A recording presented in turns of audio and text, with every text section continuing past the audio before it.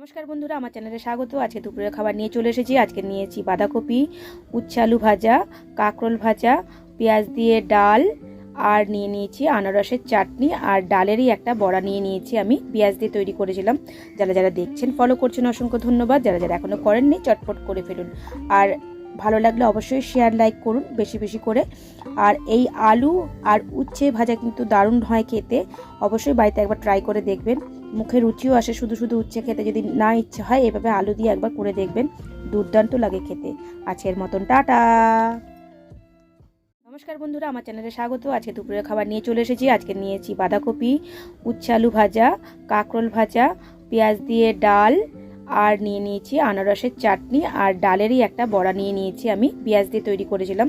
যারা যারা দেখছেন, ফলো করছেন, অসংখ্য ধন্যবাদ। যারা যারা এখনও করেননি, চটপট করে ফেলুন। আর ভালো লাগলে অবশ্যই শেয়ার লাইক করুন বেশি বেশি করে।